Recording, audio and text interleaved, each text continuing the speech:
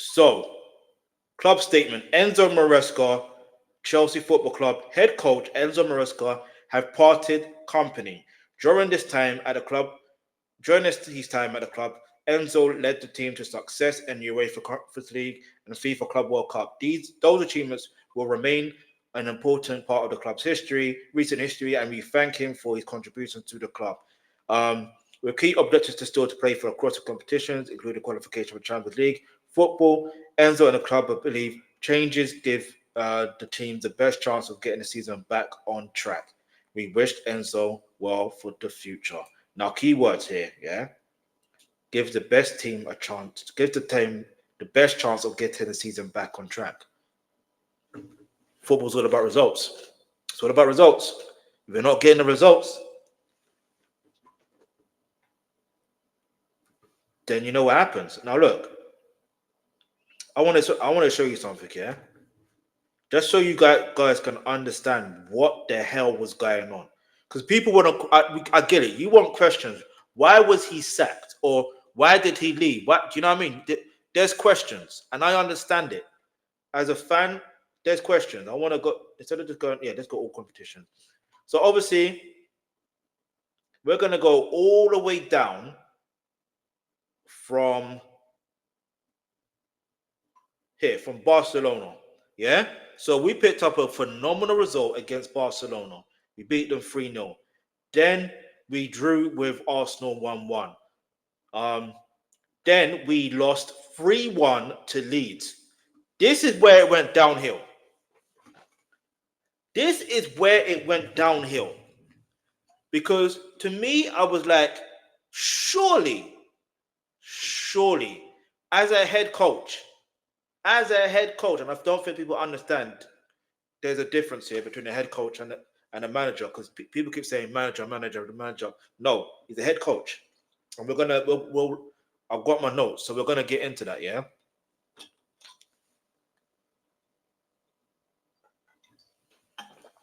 But basically, as a head coach, you should understand your squad, especially at this time now. You should understand the squad. Yes, there's been a lot of changes in terms of recruitment, the players that have come in and all that stuff there, but you should understand your core squad. Yeah, even though I know some of the core players may be out, understandable, and there's games in. You've got a next game on Saturday, so you have to plan ahead the same. But you still got to be thinking about the game. Thinking about that game on that day. For example, the one against Leeds, we had to focus on that, but we end up losing. Because I don't think Enzo Maresca took that serious. Now, hear me out. Now, then we drew against Bournemouth 0-0. Then we lost to Atalanta 2-1. Then we lost, and this, do you know what? Even within these two games here, within these 3 games, especially one against Leeds and especially one against Atalanta, the in-game management by Enzo Maresca was completely shodden. It was utterly, it was strange. It was stranger than Stranger Things, and I ain't even seen Stranger Things. Not even season 1, 2, 3, 4, or 5. At least not yet. So, what's going on? Right, now, so we beat Everton 2-0. And I'll be honest, if Drewsbury Hall didn't go off injured, we probably would have drawn that, if I'm honest. Because the connection between Grealish and Drewsbury Hall, incredible so far this season, despite where they are in the league. Incredible. So, then we just about beat Cardiff. Don't let the scoreline fool you. We just about beat Cardiff. Then we drew against Newcastle, and this game was annoying. Do you know why it was annoying? Because the first half, we played like we don't know how to play football. We made so many mistakes. The German Peter Crouch, he could have flipped and scored a hat-trick. So, but we pulled off a 2-2 draw.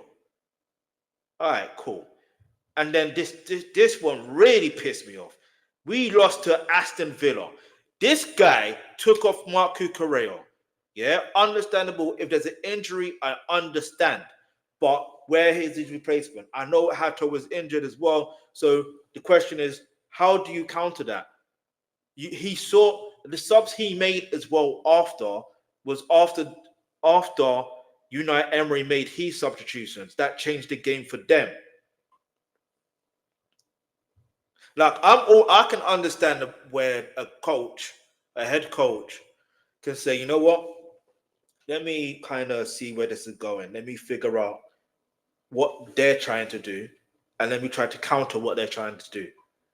Let me figure that out. So if they made the substitutions, all right, cool. Instead of making this substitution, we'll make this substitution because this will counter that. As soon as Marc Cucurella came off, that left side was open. The door was open for people to come in. It's mad. It's mad. It's literally mad. Like, it's mad. Aston Villa were just mad. And Jadon Sancho, like, he nearly scored when he returned back to Stamford Bridge. I'm like, what's going on? Take it easy, bruv. You're a Chelsea fan. Relax. No, but obviously be a professional and obviously you want to do your best, but that's just standard, isn't it? But like, other than that, yeah, I never understood it. The in-game management is poor. All of these games, yeah, barring the game against Arsenal and barring the other game against Barcelona, do you know what I mean? Like I said, we're gonna go from that there, but not against Burnley. We'll just do it from there. Barring those two games, all of the in-game management have been awful. Playing certain players out of position, not really starting certain players. Do you know what I mean? And it's like, I get it. You want to try and manage for Fana because obviously with him, he can't play every minute of the match or 2 games in a row. Understandable. So you got to find someone that can play alongside Trevor Chalobah, and if he can play certain games in a row. But then the 2-2 draw against Bournemouth, it felt like a loss. It feels like a loss. And here's why it feels like a loss. Again, shoddy in-game management. And what's so mad, yeah, this was the first time that I could say that this season so far, we literally were playing good in the first half. We were literally playing good in the first half. It just so happened that we collapsed. Do you know what I mean? We collapsed. We collapsed. There's no way we should have drawn it. Like this game is so mad. Like it's mad. Look at this. Yes, we were down. Like I was wrong. Well, I say we played good in the first half, but it's more of no. Yeah, it was the first half we played good, despite them scoring first. It's just that in the second half we went to sleep. What did the manager say? And I always felt like I said this the other day. Yeah, I said raw, and I wish I was recording content then, but like it's like he lost the dressing room, and I'm pretty sure I said it on Twitter. He lost Enzo Maresca has lost the dressing room. There's no way you can argue with me and say he didn't lose the dressing room. He's lost the dressing room. He's lost the dressing room.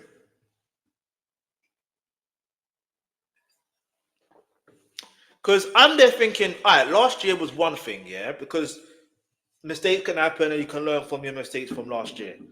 Understandable, right? Because I think, the lads have been here before, so maybe they might just find a way to say, you know what, this happened last time, so let's find a good way to get back our season and have a good run of games to make sure that we, you know what I mean, achieve our targets, achieve our goals. And you understand, like, that's what I was thinking, and not just the players, but the manager thinking that way.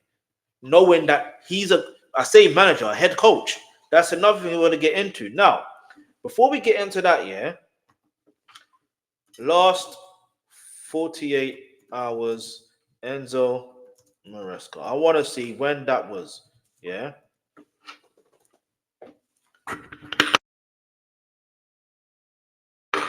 All right, in the last 48 hours into January, no.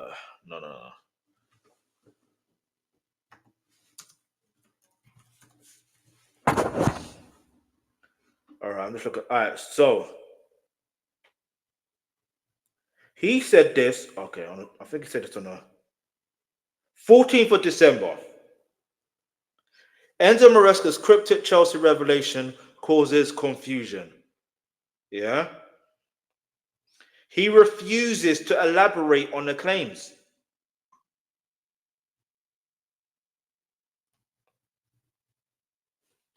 So just bear it in mind, that was what?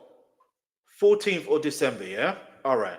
Let's go back to the games, yeah?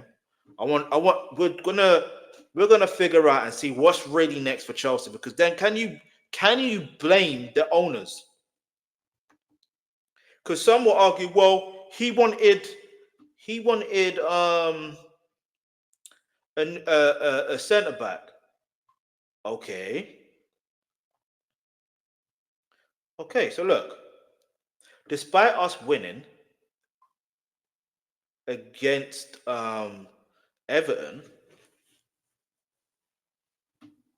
and then and do you see what I'm trying to say? When was that? On the 14th of December. The next game, all right, we still win. All right, we still just about win.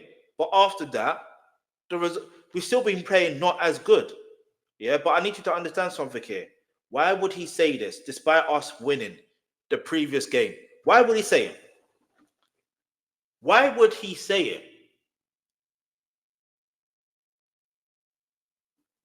Now watch this, yeah? I need you to understand something. When did Enzo Maresca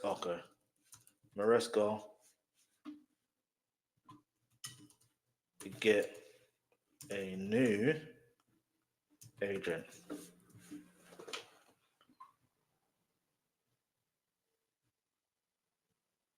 So Enzo Maresca changes agents. Joined Jorge Mendes just therefore I gotta pronounce that. Basically, in the 20th of October 2025, that's when it happened. Watch, yeah. I'm gonna go back to, like, yeah, he won manager of the month for the Premier League in November, yeah, because we went on an incredible run, but still, and we still had an incredible run in October. So one would argue, why would he change agents? And Jorge Mendes, he wants his money, bruv. You're not going to sign to him as an agent. You're not going to have him as his agent, and he's not going to get you a job where he can't be getting paid. All right, then. And I remember, like, there was days where they were saying that Pep Guardiola might leave Man City, so he may be Enzo Maresca may take over. Okay, but then I found out he was talking to Juventus as well. So now listen. I need you to understand something here. So we need to understand something about head coach. Yeah. So we need to understand the roles. Yeah. So we can understand what's next. Yeah. And this is where we can we can either blame the owners or whoever. Look, and no, head coach versus manager football.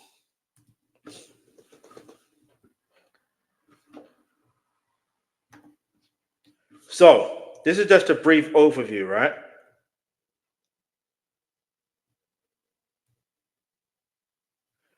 So in football, a manager has a broad control over the entire club, handling transfers, contracts, and overall strategy, while a head coach focuses specifically on training the team, the tactics, and player development on the pitch, often working within a structure set by a director or a manager. The manager is the overall boss, whereas the head coach is the chief tactical training expert, with the trend shifting towards head coaches in clubs with directors of football. So, Enzo Maresca was always a head coach, never a manager. So, in this case, you go, okay, as far as the results are concerned, yeah, you can blame the recruitment in terms of, are the players that they was brought in, are they good enough? Or is it just poor management? And like I said, the in-game management has been very poor. Now bear with me because there's something else I need to react to very soon, so I want to make sure I finish on time. Now, so that means that the manager has more overall say versus the head coach, who doesn't have that much say, especially when it comes to transfers. So irrespective if they want a player or not, it's not their decision to deal with. They just have to handle the resources they have. Yeah, if you understand life and business or organizations and how they work and how they run, you will understand that, okay, it's not the owner's fault. You can't even blame the owner. In some cases, yes, you can, because they're the ones that recruited or I say the owners, but like, it's not necessarily the owners, it's more of the directors. So in this case, yes, you blame the sporting directors in this case because they're the ones that scouted Enzo Maresca to be the head coach, thought they would be good, ideal for the project. Which, listen, in fairness, yes, he was. It just so happened that he basically got with a new agent, and then basically the agent was flirting with other clubs to make sure he can go to another club or get more pay. And if the owners are saying that we have this budget, you are not going to get a pay increase. You're not going to do this until you achieve all of these targets. Okay, yeah, fair enough, maybe. But until, like, if you understand business, you have to budget for stuff. You can't just give up money just like that. You can't. And yeah, you can say we've been spending money like that, but that's a different day for another story. So obviously, yes, he's the head coach. Yeah. Let's go back to the Chelsea's website, because I need you to also see this. Yeah. Enzo Maresca James. I want you to see something. I want to see.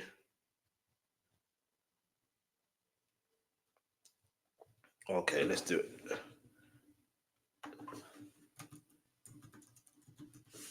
Because I want you to see. I want you to see something. Look, even on the BBC, but I want us to go to the actual Chelsea website. Yeah, Enzo Maresca becomes Chelsea's men's head coach. That's the title. He's always been their head coach. So now that we understand what the difference is, he had a limited role in the first place, but was still responsible for what happens on the football pitch. Do you understand? To bring out the best in the players to be able to make sure they achieve the targets. Yeah? Now, I need you to understand something else. Who was the last in fact, I actually know this answer, so I'm going to put it this way, yeah? Maurizio Sarri, Chelsea Eves. So look,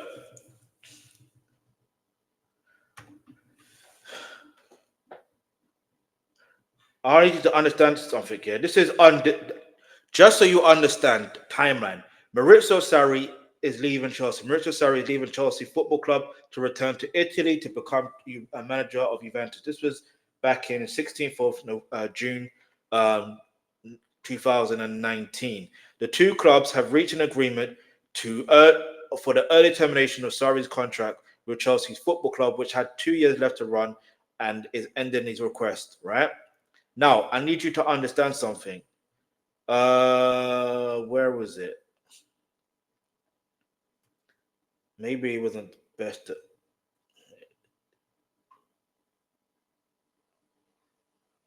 Anyway, maybe I went to the wrong thing. I should have did this instead. I should have done joins.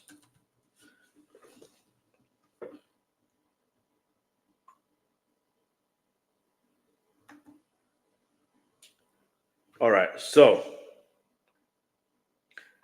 Maurizio Sarri was appointed Chelsea's head coach, not even manager, head coach. Head coach. Makes you wonder, don't it?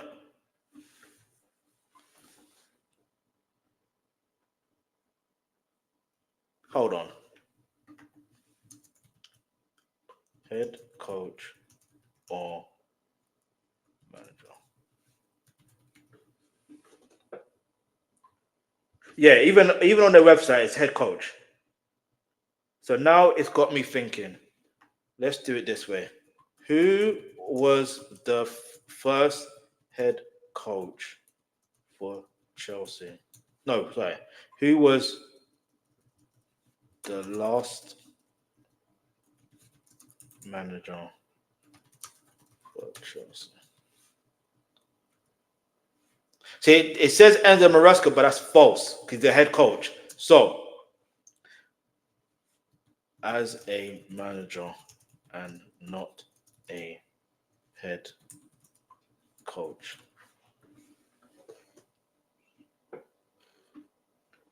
Let's see. It's handy when you go to the website.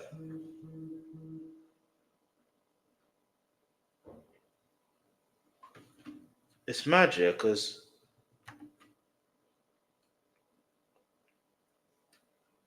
head coach. Right, that says head coach. We'll do it this way. We're going to have to do it this way. The Italian became the third Chelsea manager. So he was a manager, not a head coach. This is what's so mad because it feels like it's blurring the lines. But I'm going to tell you this for a fact. Yeah. Manager. You see? Manager. So it almost feels like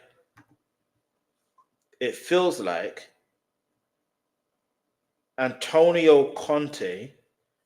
Let's see this. I mean, he was the interim manager as far as. Wait, 3 times? Oh, no, 2 times. Anyway.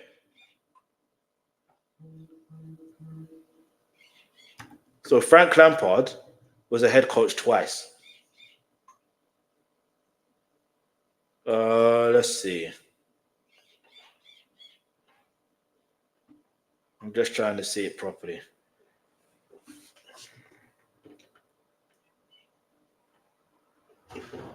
I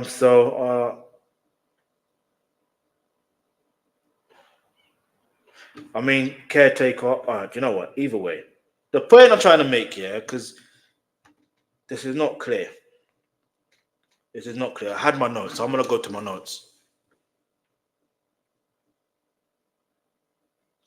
Give me a second, please.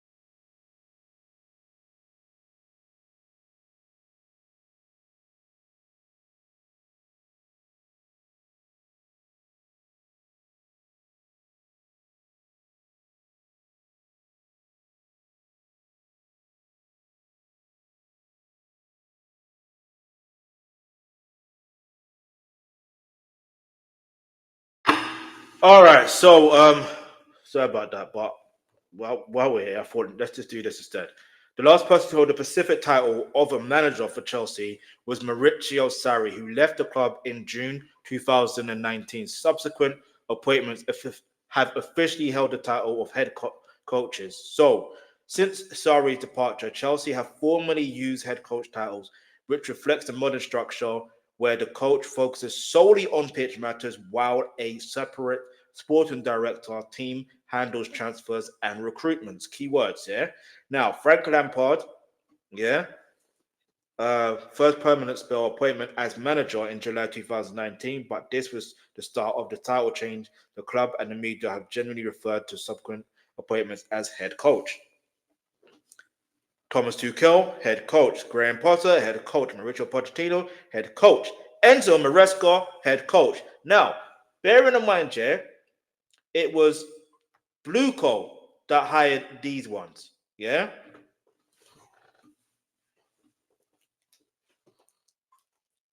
So I need you to understand, and well, I guess BlueCo also hired Frank Lampard in his second term, but like, I need you to understand, we can't always blame the owners because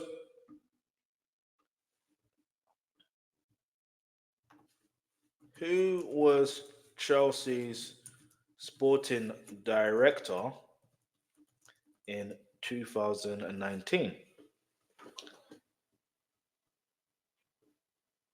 Marina Granovskaya. I can't pronounce her name, but you know what I mean?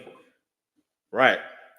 In 2019, Chelsea didn't have an official sporting director as the club operated with a different leadership structure under owner Roman Abramovich. Marino Granovskaya effective managed player transfers and contracts as a club director. Same difference. It's just called a different, you know what I mean? But obviously they report. It's like they obviously report to the owner, and it's the head coach that report to the club director. Do you understand? And it's magic because also we had a technical director in Michael Eminalo, and hopefully one day he's some plays for the first team if he's that good. You know what I'm saying? But anyway, look. All I'm saying is there's a difference there's literally a difference that's happening, and this leads me on to the next thing that I'm saying, that what's next for Chelsea Football Club? Where do we go from here? Because the question now becomes, who is lead favorite to become Chelsea's next head coach? I know I misspelled it, but it doesn't matter. Now, Liam Rosenior is the current coach of Chelsea's sister club. Let's say brother club because it's the men's squad. Is the clear front runner and leading candidate to become Chelsea's next head coach. Bookmakers have suspended betting on the market as an appointment is expected imminently. So, I say that to say this. We're now going to react to his actual interview. Yeah? This was done like 2 months ago. So, while we're here, I've got to turn on the head. I've got to put the headphones on. I'm gonna have to give you like a static image or something, or keep this up. Or do you know what? Let's do it this way.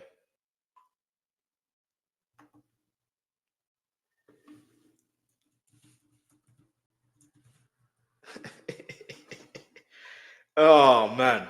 Um, I'm gonna do that.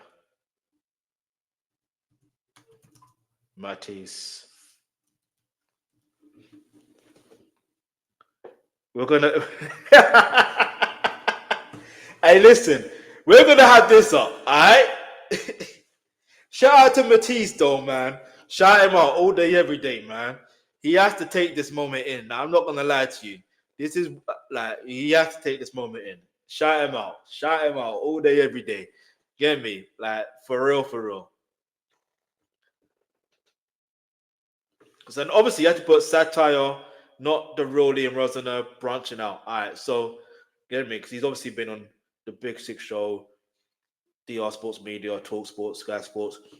You get me? You're gonna do more than that. You know what I'm saying? You're gonna be like I like how he's actually changed his.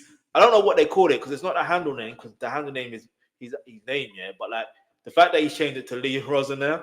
Hey, listen, hey, I salute you for that because he actually looked like Liam Rosenior. It's crazy work.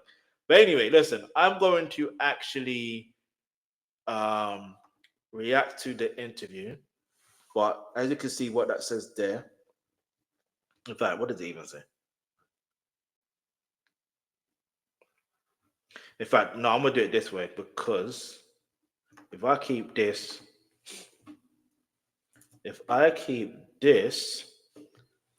on this part,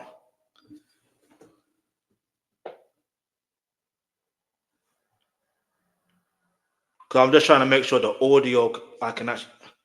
Oh, what do I do?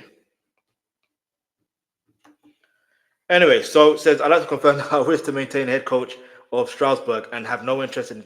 Look, even he's acknowledging he's a head coach at Strasbourg, not manager, head coach. You understand? So yeah.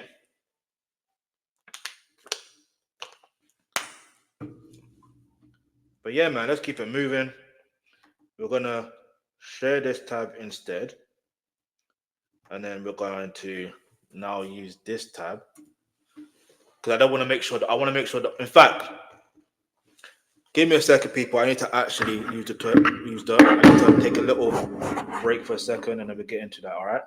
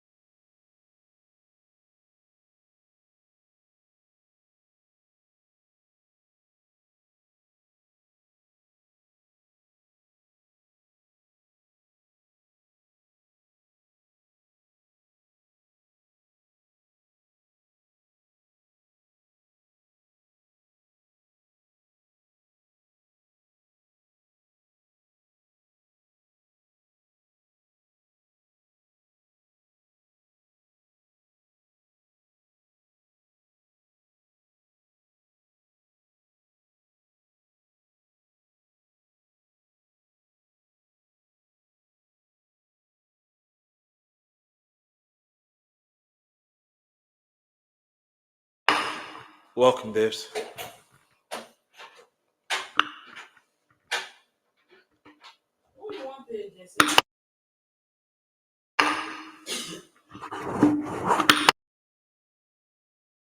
And then yeah, it says he says Luis. So they're asking about Luis Enrique, blah blah blah. Then also mentioned about he said he doesn't focus on anything outside. He just focuses on his club and his club only, and try to set them up to be the best that they can be. Like it's that's an incredible mindset because you got to remember he even said he he uh, he liked Luis Enrique when he was an actual player. Do you understand? So when you think about it like that, it's like, come on now, it's a different level. It's different level.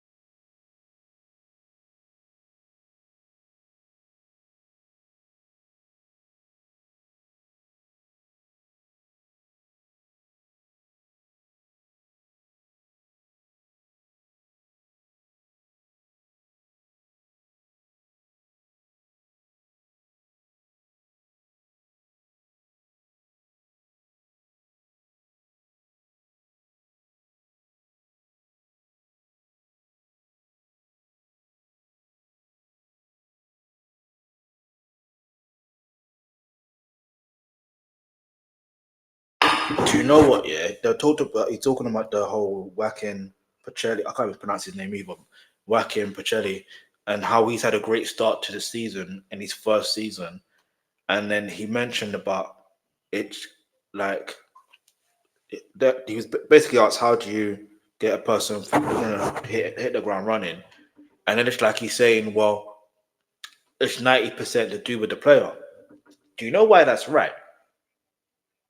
Because look at, for example, if he had Mudrik, I'm not like if he had Mudrik would be on a different level. It's hard to explain. It's hard to really explain. But also, not just that, he has. There's a thing, yeah, where naturally, yeah, um, not even naturally, it's saying he had like 6 or 7 meetings where, well, the player has 6 or 7 meetings with the coaching staff, like an hour long, showing him where the position he needs to be in. And not only that, before a player comes into the club, they have a presentation first. Do you understand? They have a presentation of how the club is. What do you know? Do you get it? Like, so they're not just coming in like a deer in headlights, if that makes any sense. Like they're not. And I think this is fundamental, yeah, because this is why, again, I wouldn't be against Liam Rosenior being Chelsea head coach. I wouldn't be against it. With the mentality like this, yeah, and understanding this, cool. I wouldn't mind. And I also forgot to mention something, and I should have done this beforehand. But it's fine. I can still do it here. But in fact, I'll talk about it much later on because it makes more sense. But let's go.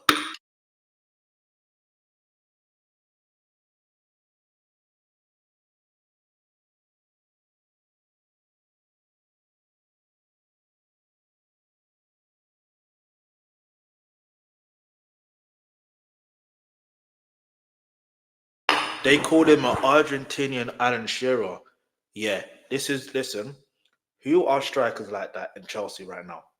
Liam Delap. Yeah, João Pedro proved he could score a goal or something as similar. You know, the way the hold up play and to be able to do that swivel turn and get a bit of a run and then get his goal. Like he did that against, ironically, did it against Newcastle. No, yeah, that was against Newcastle, if I'm right.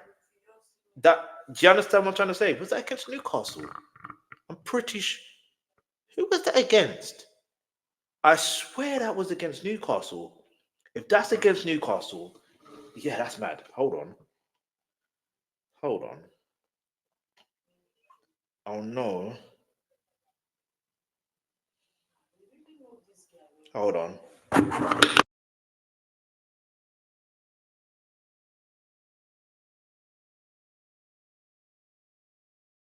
Yeah, it was against Newcastle. The irony of that. The irony. The irony. Anyway, let's keep moving.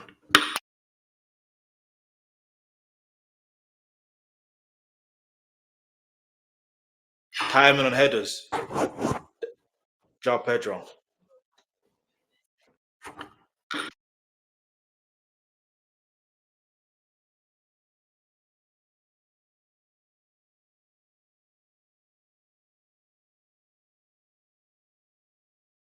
I like how we talked about credit to the recruitment team for bringing him in. Talking about Yakin.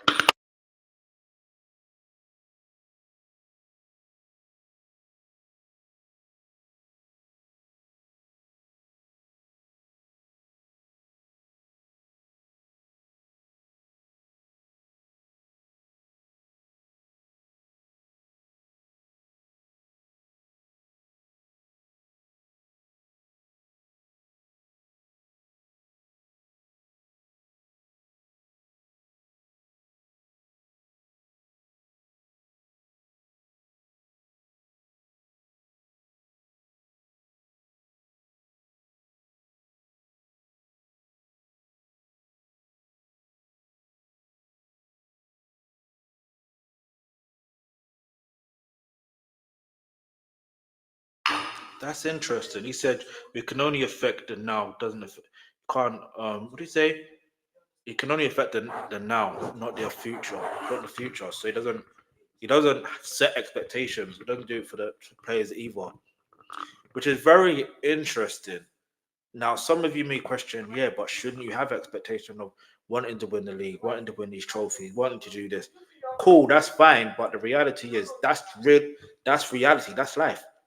When you set expectations, sometimes it may not go exactly that you want, the way you want it to go. You're going to feel disappointed when it doesn't go that way. But when you obviously when you do set expectation to get you achieve that, like how do you feel? Obviously, you're going to be happy. You're going to be like jubilant, right? That's one thing. But when you're in the moment, it's a it's hard to explain. I've been there myself. Yeah, not obviously playing football, but I'm saying I've set expectations, and then I think, do you know what I mean? It's like didn't get go the way as planned. Then I set then I may have another expectation, and it goes the way as I expected. But and I'm jubilant. But the times when I'm more in the now and the things just happen naturally the way that it does, because you put in your best foot forward, that level of feeling can't can't match the level of feeling when you have the expectations and the expectations are met. It's a different level. That's just from personal experience. But let me know what your thoughts are. Let's go.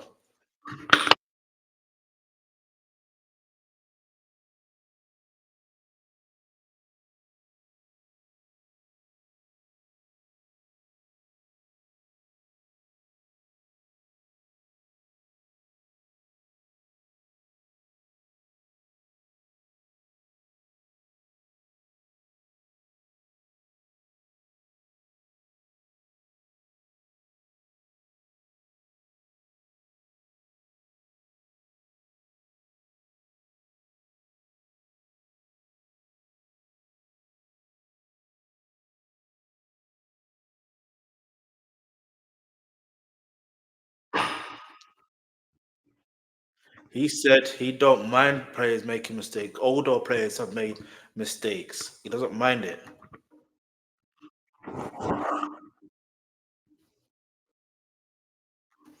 If you make a mistake, this is what he literally said. If you make a mistake in football, it's not a problem if the next thing you do is the right thing.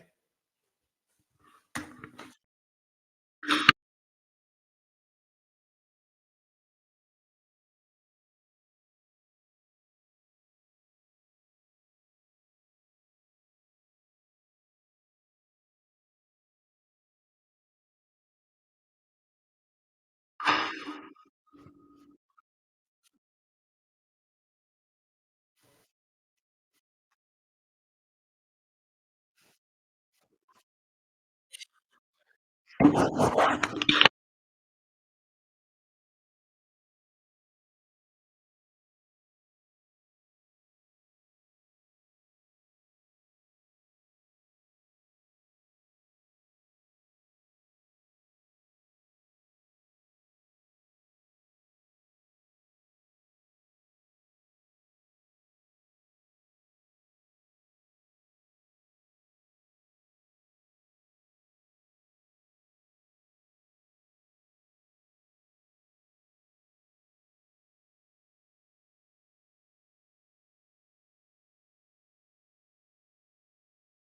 you know what? Do you know what's interesting? What he mentioned about the mistake situation. Like people, it gives you an opportunity to learn from those mistakes, and it's just about being.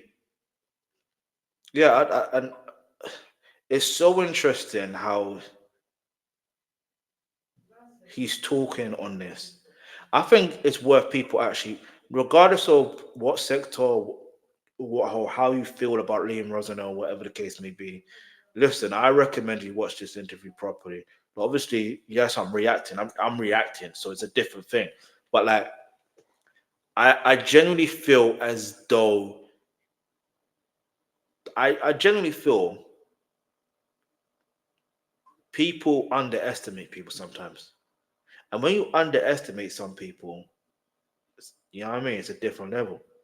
You don't know what to expect. And I like how he doesn't think about the future like that. He just here in the now. Do you know what I mean? Let's just focus on the now. Do the best we can do in the now. But now they're going to talk about the the culture stuff. Like one of these, yeah, he talks obviously in English, but he has a French translator.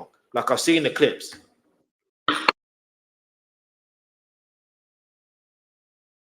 and also he mentioned that he also likes the recruitment team or everyone at the top, whatever the case may be. They allow him to do his job. And then again, remember I was talking about head coach versus manager.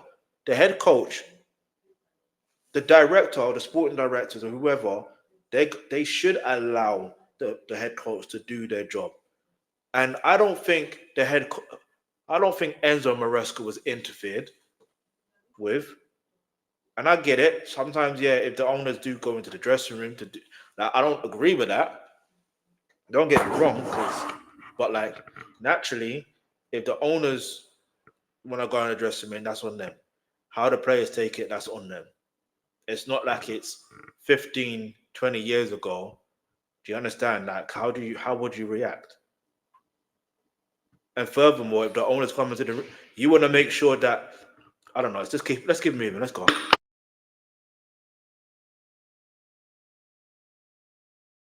Okay, the translator is Khalifa Cisse is his assistant.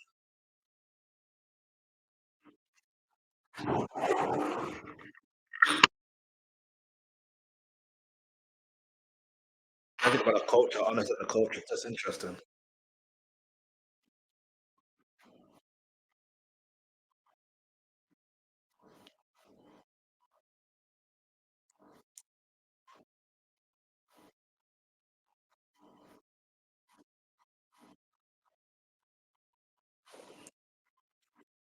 You could develop president 18 or you could develop president 38.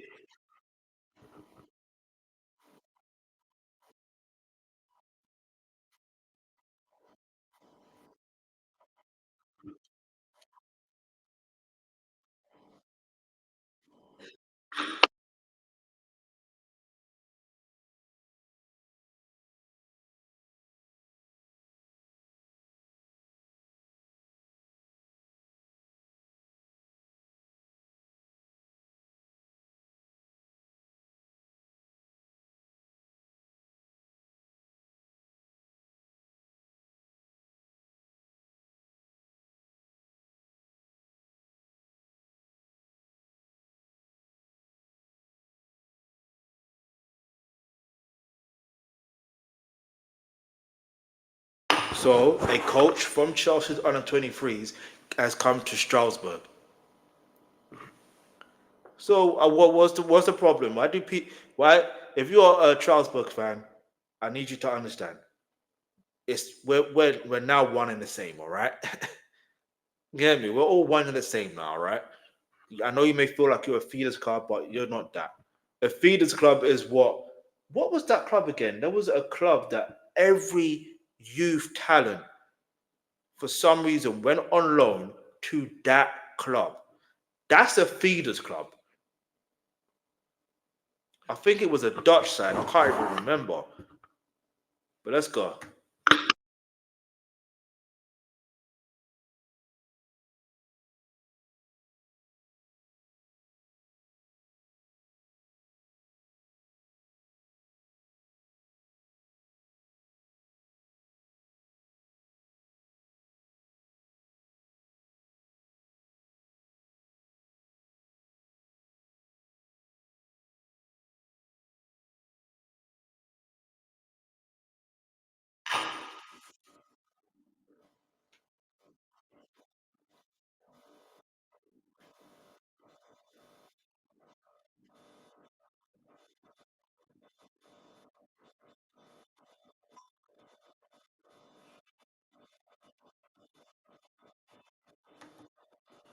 I like the fact that he said he's learned from his earlier days of being a manager where he wanted to do everything, but then he realized now it's about just he's learned that he has to delegate, and he credits his staff for everything really and truly because it gives him a chance to be speak when he needs to speak, and heard when he needs to be heard, and the players will take in everything properly, which makes sense because if you got a data analysis or a technical analysis or this that for whatever stuff, yeah, and they're telling you this about this player, this about the tactics, or this what happened in this game, and they're helping you see everything from a whole perspective, you can then conduct a meeting and be like, this is what was discussed.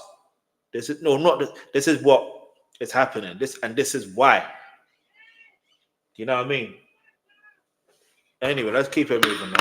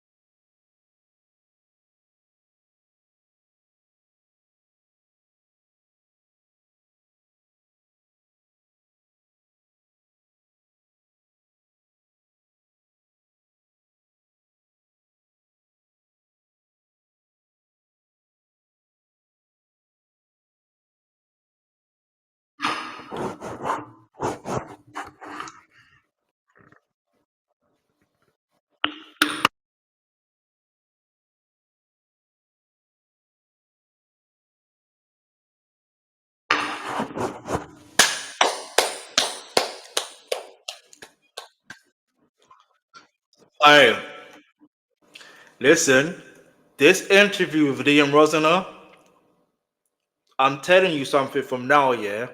Whether he becomes a Chelsea manager or not, or head coach, should I say, sorry, I think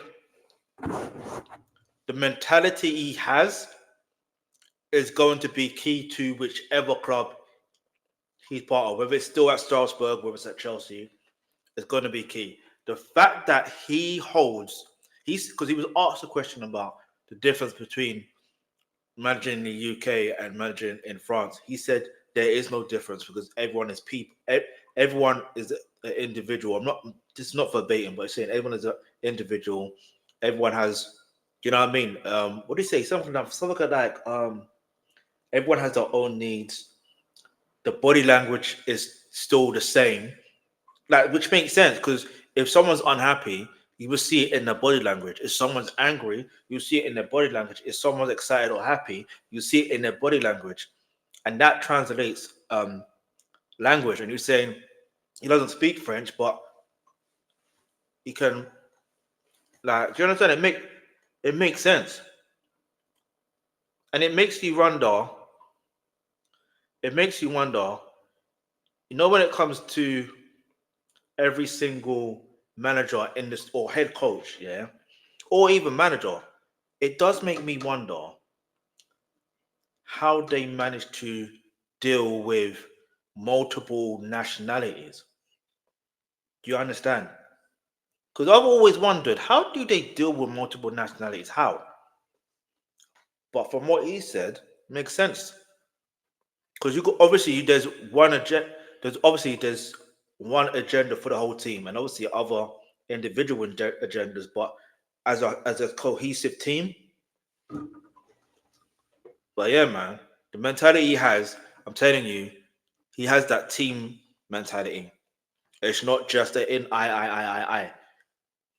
The way he speaks with the players, the way he speaks of the coaching staff, even the head of Strasbourg, like the you know what I mean? Those who were part of Strasbourg and then those who were part of BlueCo, you get me?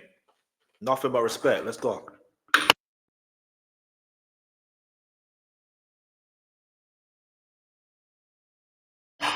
A good culture is a good culture anywhere.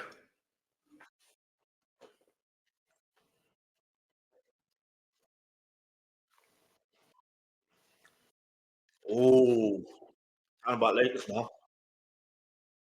It's from Sierra Leone, by the way.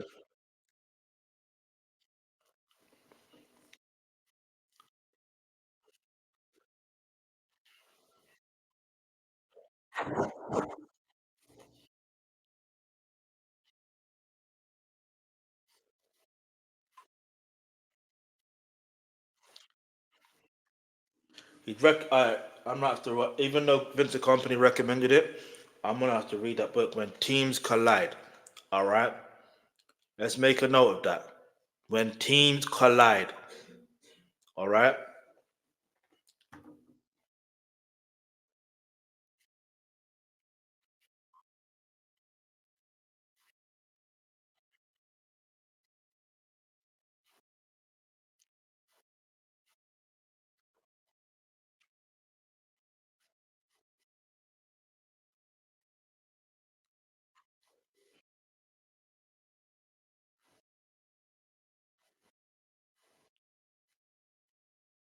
Cheese, cheese. Listen. He didn't have to mention that he's from his dad. It grew up in Brixton, South London. Yeah, but he could have easily just said, "Listen, I'm very fortunate. Like my dad grew up. Yeah, my dad is part of the game." Like he could have easily just say that because they're talking about lateness, but you have to add the extra things because the extra things because obviously they mentioned that he's from Sierra Leone. They mentioned also that 3 p.m. doesn't necessarily mean 3 p.m.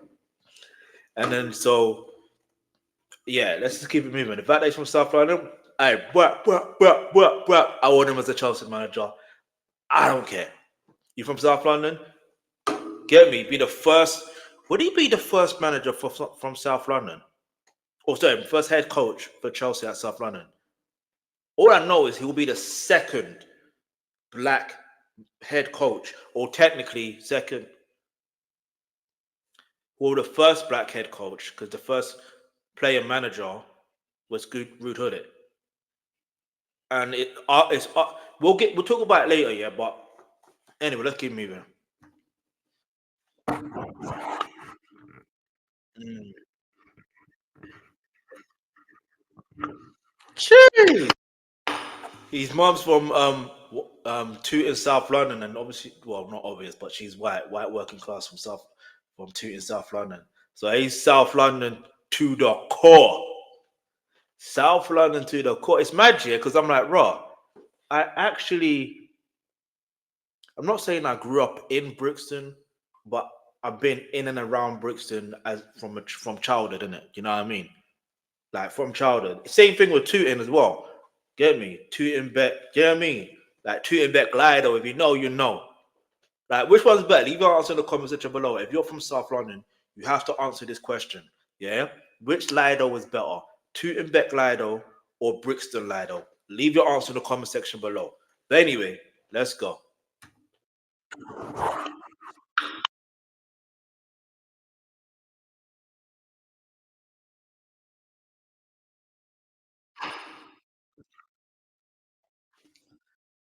That's mad. That's interesting. Through his childhood, he learned that through his upbringing, because of the different cultures he's been around, everyone's just the same. That's interesting.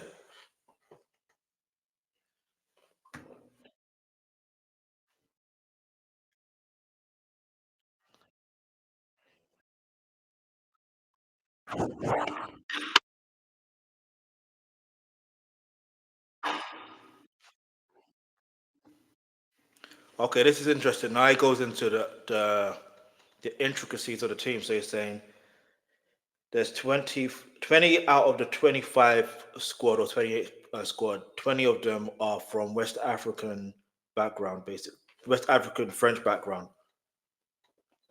So when you put that into perspective, let's hear. Let's continue.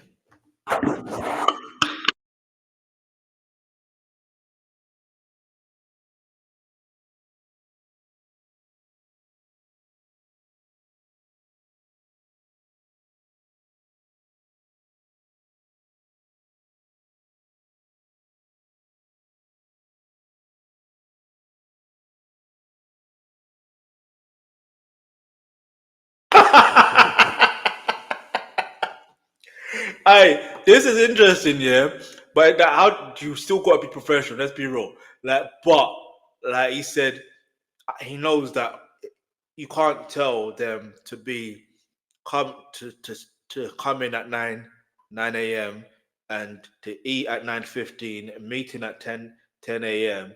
And it's like, because it's not that they are disrespectful. It's just the simple fact that they're from they're from a different culture. You know what I mean? So they're not going to be as disciplined to it properly. You know, it's hard to explain. I get it, because if you noticed, yeah, do you know what's mad? Do you know what's mad about this whole conversation, this whole situation, this segment here in this interview? It's the fact that 9 out of 10 times here, when it comes to my live streams, for some reason, I am always late. I literally schedule it. Yeah, I'm late. Sometimes I'm 15 minutes late, 30 minutes late, an hour late. I still show up, but I can still give you the quality that's needed anyway. That I can afford to give you the quality that's needed. But anyway, the point I'm trying to make is this: yeah, he mentioned he made a reference to his own life, yeah, where he would met with family or whatever, and he's mentioned that we got we're meant to meet his aunties or go with his aunties or something like that. Go to Brixton for 2 p.m. It's supposed to be in 2 p.m. for 2 p.m., but they don't show up until like 7 p.m. or 8 p.m. Hey, it is what it is though. Like I understand it. That's black timing. That's African timing, bruv. What can I say? It is what it is. Oh, that's funny, man. That is literally funny. But you still gotta be. This is why I'm like, you still gotta be professional. As like, if you're a footballer, a professional footballer, you still have to show up on time.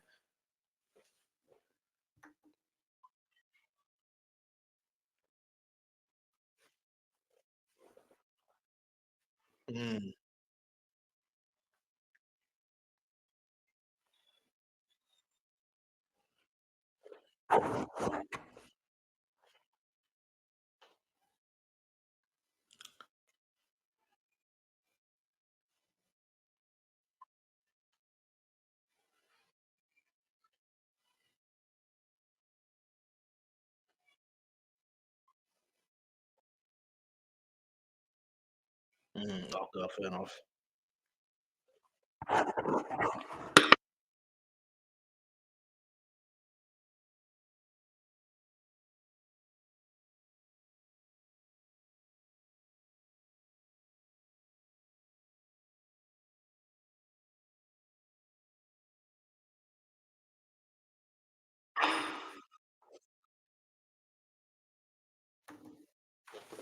Wow. He said if you set rules and boundaries within a group, people will break those rules and boundaries and it creates conflict within the group. And this is interesting, yeah? This is making me realize who's Who created the bomb squad in Chelsea? Was it Enzo Maresca? Who created it? Because it reminds me of the time when Maurizio Sarri was at Chelsea, and I remember, um, I think it was towards who was it? Was it Diego Costa? I can't even remember. There was something that happened, and he made him train away from the team.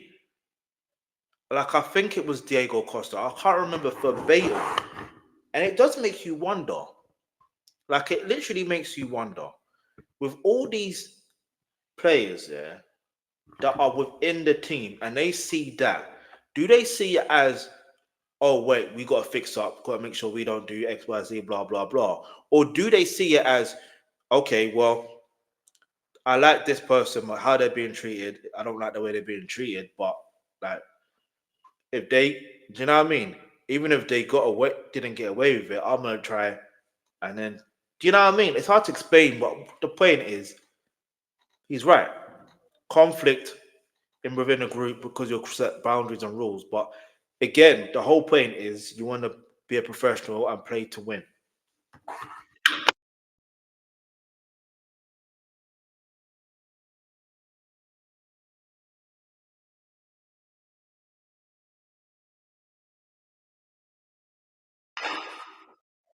Okay, I like that. Like I said, it might be different at other clubs, but this is what works here.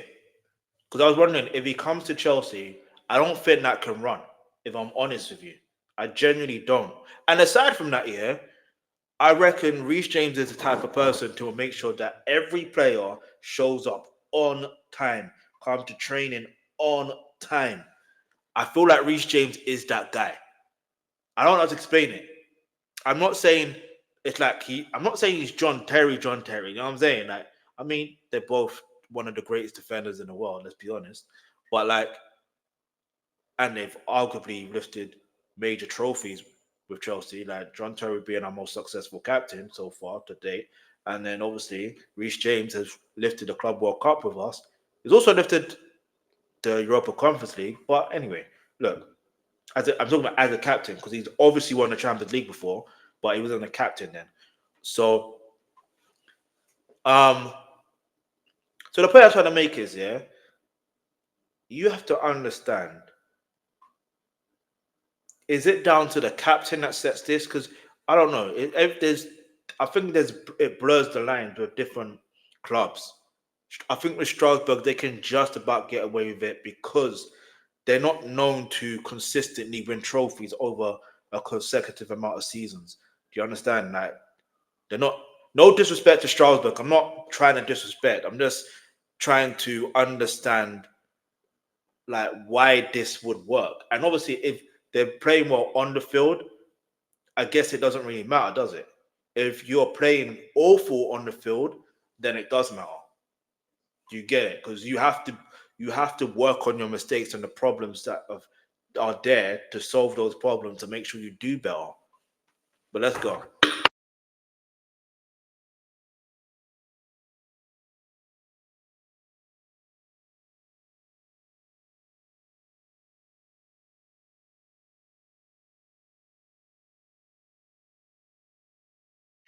Wait. You used Amarim as an example, not Liam Rosenior. I forgot this guy's name, but one of the guys that's interviewing Liam Rosenior. You're using Amarim as an example. I'm sorry, you can't. You can't. You're saying 7 minutes. What do you say? You said 7 minutes of Gen Z. You can't give them a meeting of 7 to 8 minutes in video, blah blah blah. Because if anything, you know what I mean? They won't pay attention. I believe that's false, and I could be wrong because obviously I don't coach a side, but I'm just saying it all depends on certain things. Because obviously, if it piques their interest on a different level and they want to improve and they want to win, they're going to make sure they take it to pay attention. But let's go.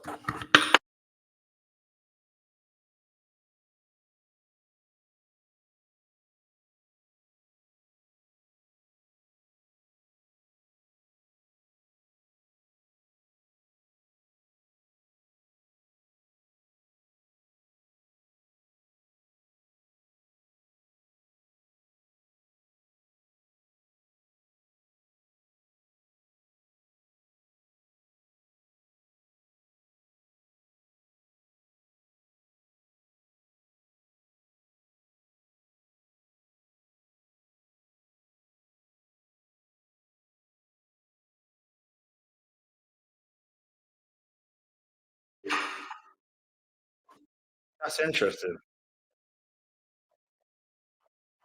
Yeah, that's true. See, that's absolutely right. No matter the age, if you're sat in a meeting too long, it is boring. But how long is long? That's like asking how long is a piece of string. Like, you know what I'm saying? But I like how he said how. What did he say? He said something really interesting. He said, if you, I forgot what he said. He said something mad interesting. I lost track. I forgot what it was. I'm not gonna rewind it though. Okay, yeah, he said just said it's not the time in a minute, it's content in a minute. Because he's like he feels like um the generation now or Gen Z, they are more demanding because they ask questions. They want to know why. And he said he likes that because they buy into it more. Because whereas when he was playing, if a coach or the manager tells him to run into a brick wall, he would do it. Not knowing the reason why, he would just do it. Because obviously at that certain errors, you just know whatever they're telling you is for your own good.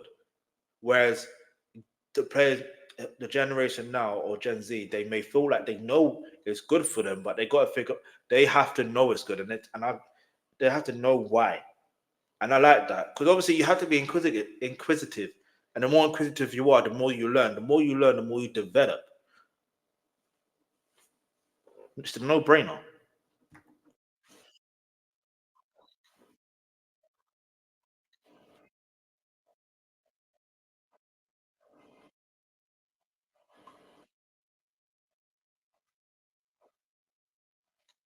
Talks about life, presents it in a different way, makes it humorous.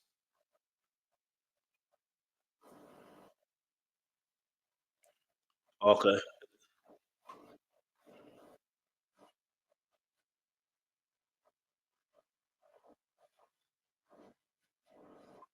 Talks about life, books, history. Okay, okay, okay.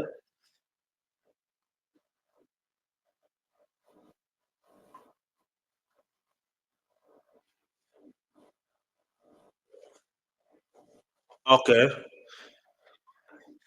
Okay, so I was basically said Liam Rosenier's leadership. He said, "I don't want to blow your trumpet." Basically, pause. No, did he?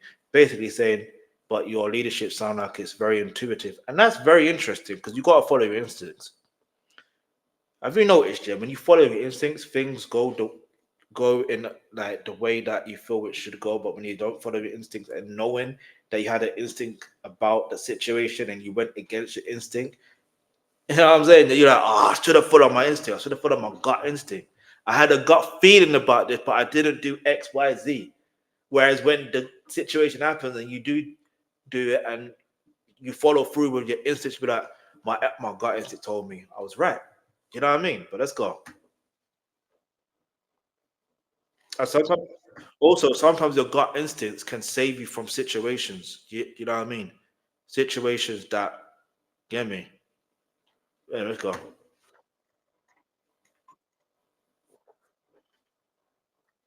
You answered that question.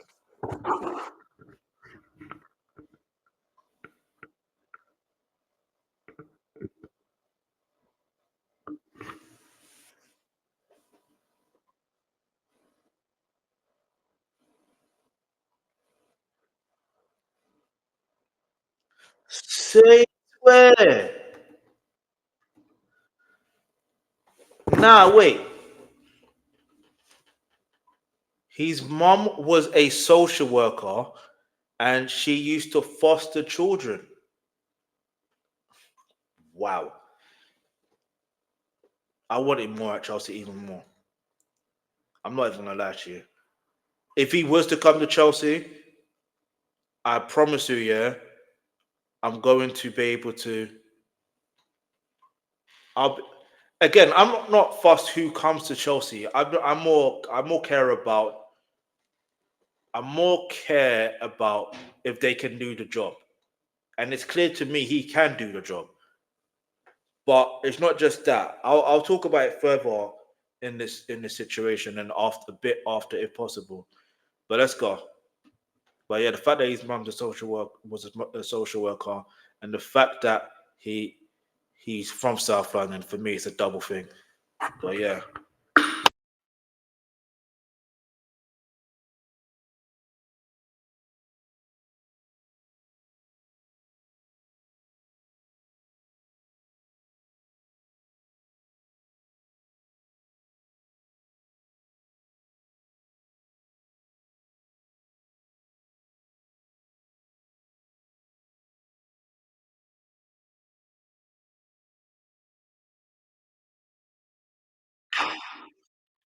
I yeah, it was in the most.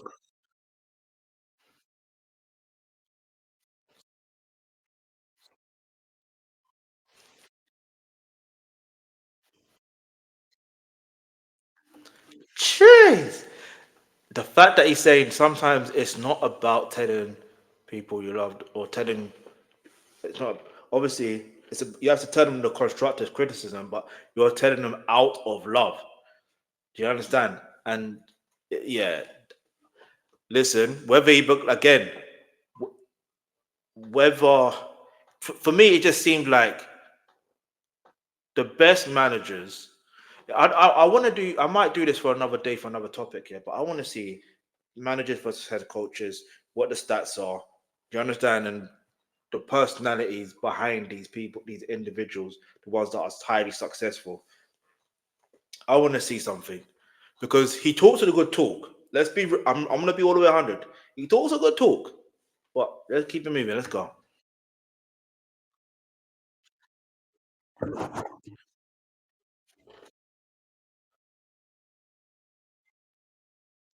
Mm.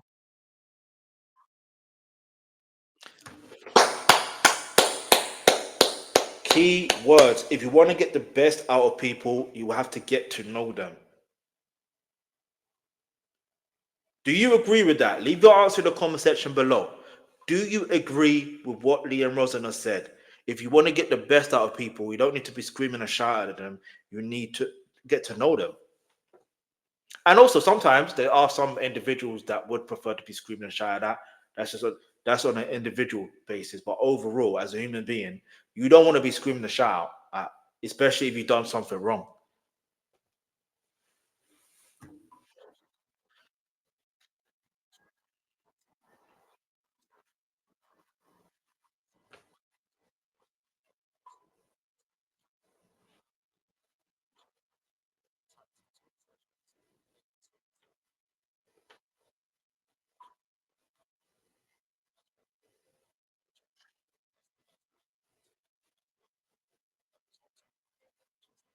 Mm.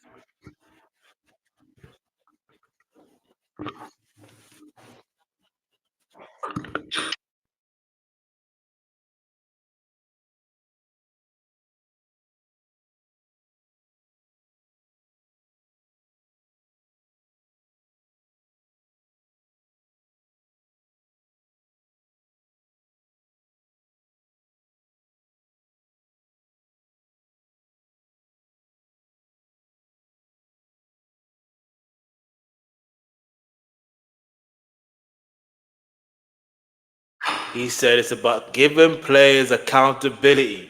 Yeah, this is interesting. I like what he's saying, and he's also mentioned about education. You understand? Because obviously the question was in reference to, players. Obviously, Strasbourg have one of the youngest squads. So how do you, it's like you're guiding them to be men, but obviously the fans in general want to see their club win. I'm not saying the question verbatim, but like basically, they if things don't go well, they're treated with all sorts of expurgative. That's what the word that was used. Get me? So basically, they're disrespected. Let's be real. Because as Chelsea fans, this is what tends to genuinely happen. We forget that most of these players are young, but we expect them to do well every single game for 90 minutes plus injury time. Let's be real. Let's be real.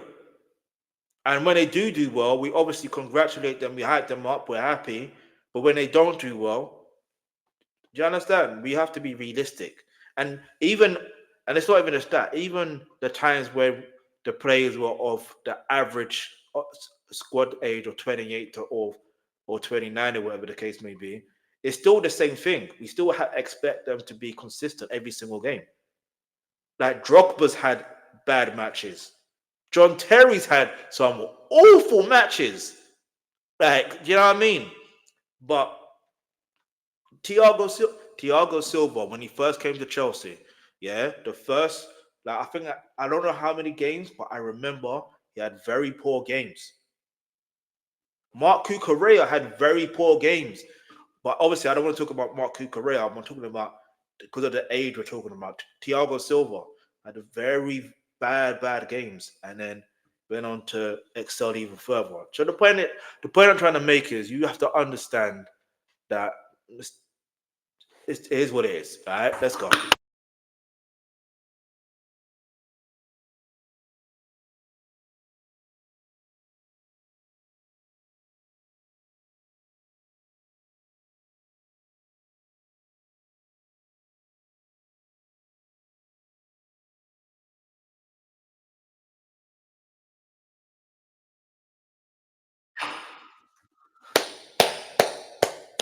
He said having a young team has its benefits. They're fearless. They have that growth mentality. Do you understand? Like, I listen. I like that. I like that. But let's be real.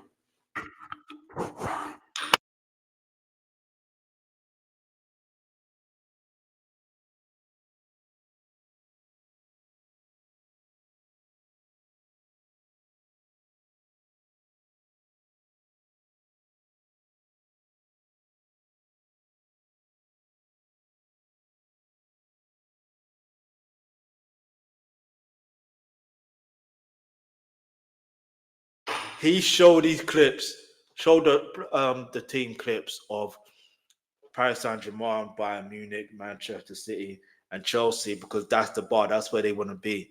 The fact that he said Chelsea, he's mentioned Chelsea 3 times in this interview, by the way. 3 times. 3 times. That, and it's all natural. He's not even being asked about Chelsea. We got to bear in mind this interview was done 2 months ago. Yeah, we're in the 3rd of January 2026. So just bear that in mind. And he wasn't linked to Chelsea then. You know what I mean? But I have seen him being linked to, I think, Fulham. But I'm like, even when I saw that, I'm like, I don't. In my mind, I was thinking, I don't want him at Fulham though. Like, I want him to have a chance at Chelsea one day. That was just my. I wasn't not. Hear me out, yeah. I'm just thinking about the streamline. Yeah, if you want, sometimes success is about streamline. You have to understand if this is the formula in terms of how the how you want to coach players or develop players. Do you know what I mean? But anyway, obviously, what matters also is winning trophies. So if they can deliver that, they can deliver that. Because let's be real, Enzo Maresca hadn't won a trophy as a manager or a head coach before. Deep that for a minute. All right then.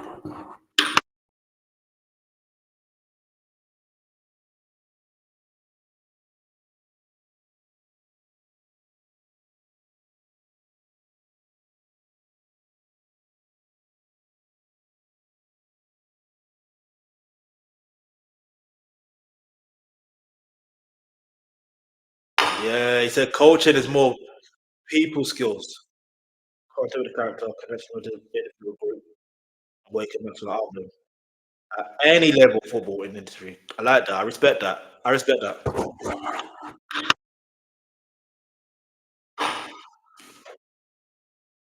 Oh yeah, he had the connection with Wayne Rooney.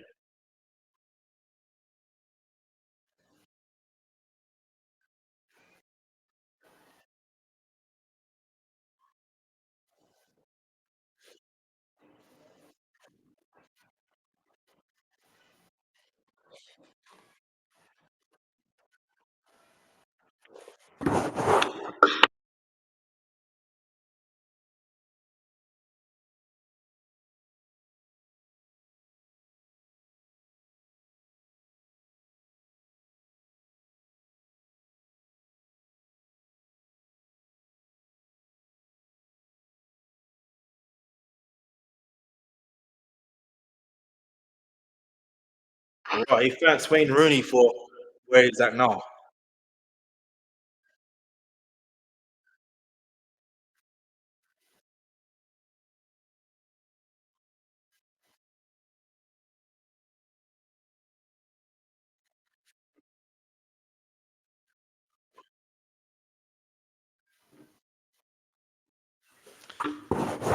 Bear with me for a few moments. Just make sure you hit the like button, turn on your post notification, leave a comment in the comments below. Let me know who would you would prefer to be a Chelsea manager. Um, Give me your top 5 candidates who you think should be Chelsea manager. Yeah, leave the answer in the comments below.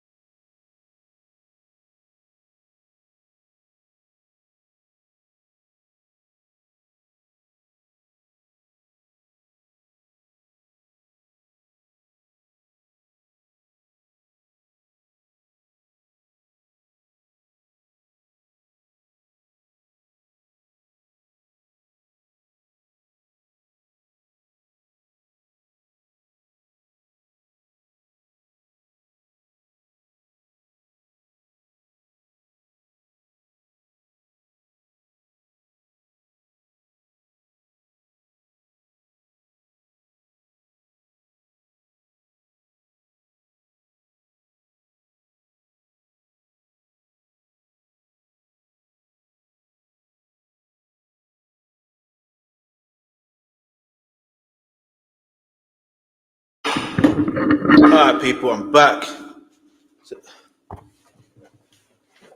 Let's go.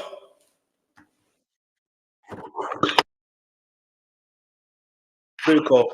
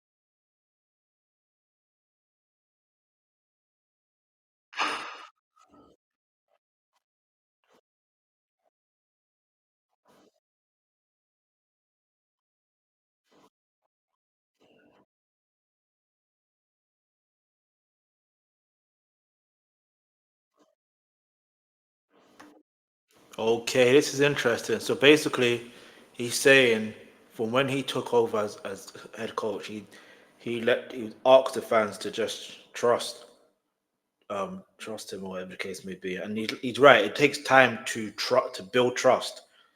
And this is why it's such a mad moment, yeah, because it's like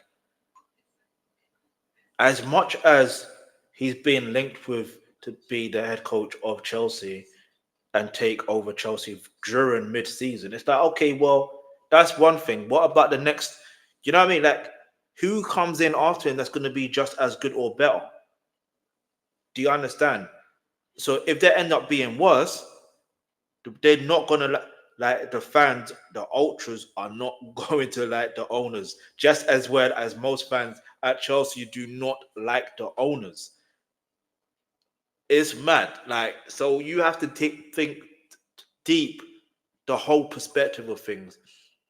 Like, how do you build a trust in a multi-club situation? How? Like, how do you do that? And I think, in respect to Liam Rosenior, yeah, he's in a difficult situation because, like, now if they want him and it's imminent, and it's mad because it seemed like it's imminent that he's going to be signing to Chelsea for head coach. It seemed like it's imminent, so that means it's going to happen. But we can never say never until it's official on the Chelsea website. Until we see that on the Chelsea website, and until we see it on the Chelsea Football Club YouTube channel, we don't know. We can never say that. We can never say it's happening. But the Athletic, who they've more or less said Liam Rosenior is the front runner. So, and it's ironic that I'm reacting to Liam Rosenior's interview on the Athletic FC podcast, which is from the Athletic. So, they take that as you will.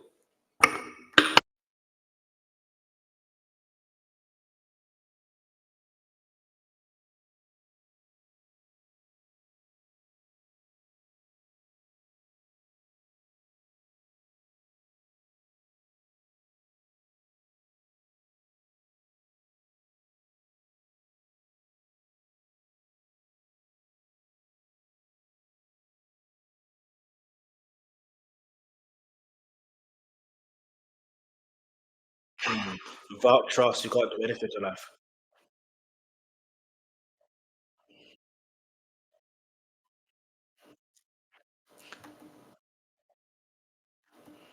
That's interesting. He literally just said, BlueCo trusts him, Mark Keller trusts him, who's basically, I forgot what role he is at Strasbourg, but he clearly is a individual that's just hold that high regard. So he trusts Liam Rosenior, and Liam Rosenior trusts him, but then also the players trust Liam Rosenior. So that questioning and not questioning, that cohesiveness makes a lot of sense in every situation. If you can't trust, if one can't trust the other in terms of the lineage, not lineage, I forgot what word it is, but the hierarchy, the whole system, then the whole system fails. Let's go.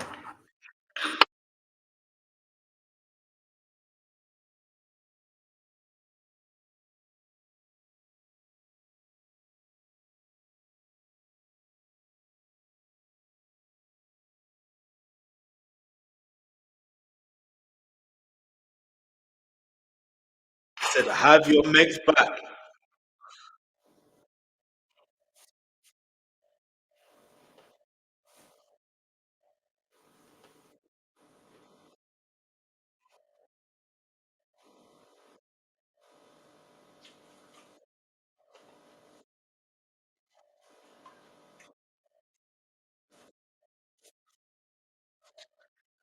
Good question. Player turnover. They said the same thing. It's a good question about player turnover.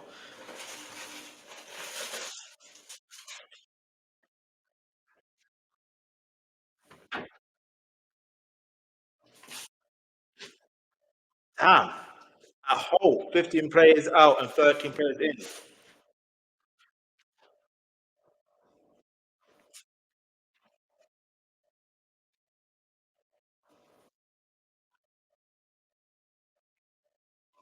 Uh-huh. Now that's interesting.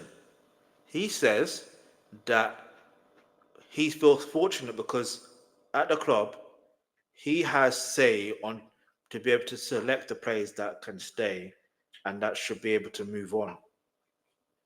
That's interesting because if he was to come to Chelsea, would he still have the same? Because remember what we reacted to before, we made sure we looked at the difference between a head coach and a manager. And obviously, a head coach is very limited. They got no control of what happens when it comes to recruitment. No control.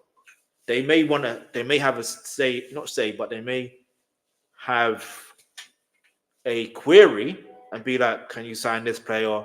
this player will be a good fit. And if the sporting directors look at the player and be like, you know what?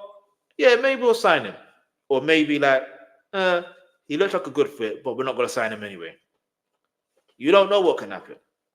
I think there is that level of communication. Don't get me wrong, but I feel like if there's no understanding that regardless of what query you have in mind or the head coach has in mind, whether they get brought into the squad or not, or whether they leave the squad or the players leave the team or not, you have to just take it on a chin, innit? You know what I mean? Take it on a chin. You know your job, and you're limited. But let's go.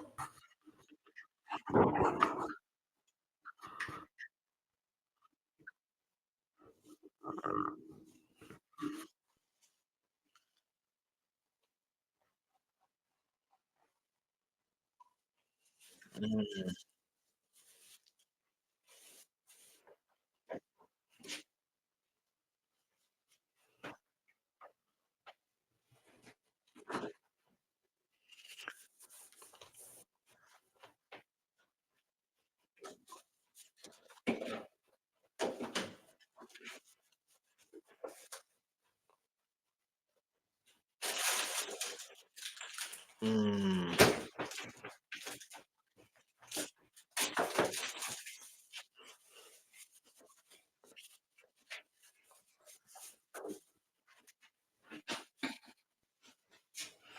Okay, it's about keeping important players. Once again, he's hyping up the rest of the team. Do you understand? The kitmen, the physios. Teamwork makes the dream work. Because I don't think people understand the amount of people and individuals in a actual football club that help the football club run. Do you understand? It's not just the owners. It's not just the sporting directors. It's not just what I mean. It's everybody. Even the fans, the supporters help run the club. They may not have say, but like they help run the club. Let's go.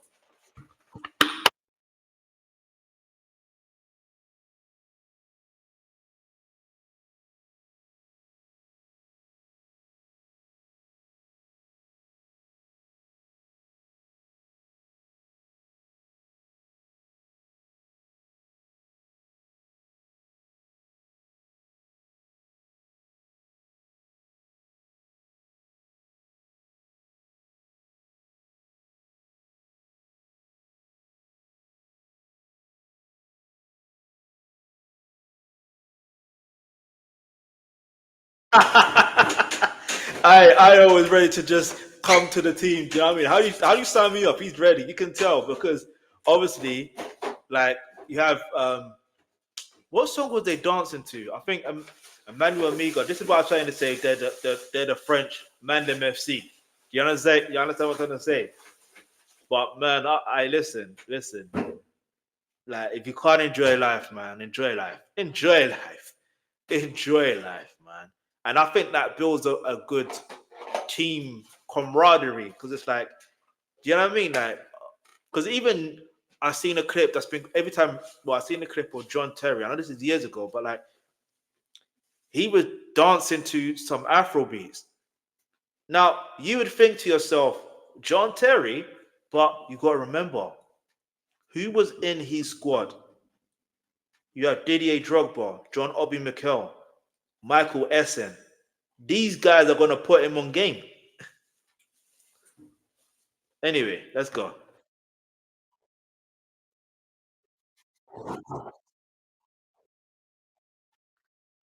Okay, so this is in October because he said it's up. They said this is about Black History Month, and it's currently Black History Month in the UK. So this is interesting. All right, let's go.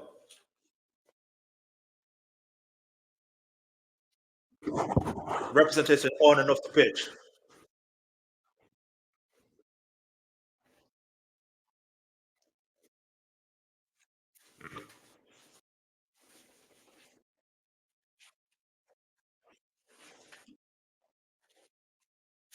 Mhm.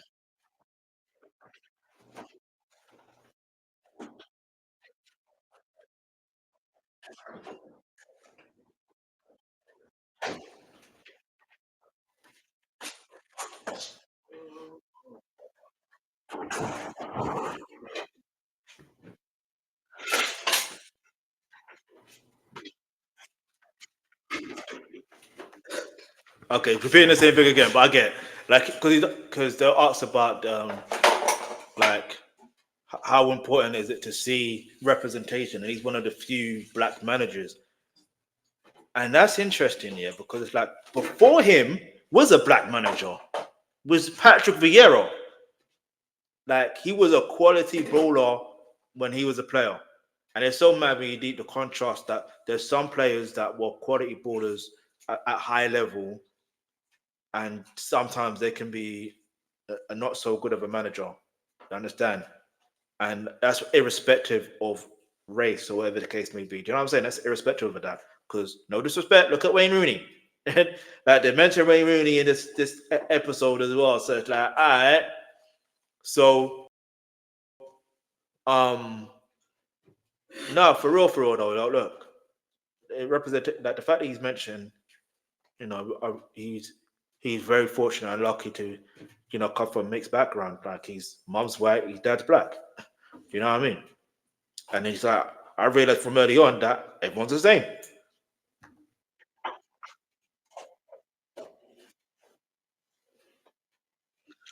There you go. Common value and common cause are the same. No matter where you're from.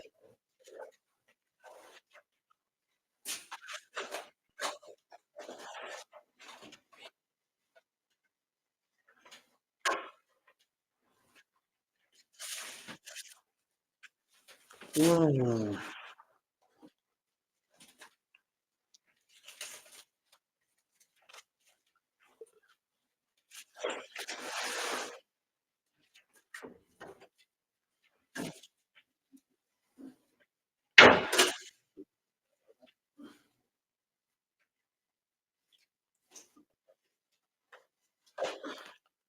Okay, that's interesting.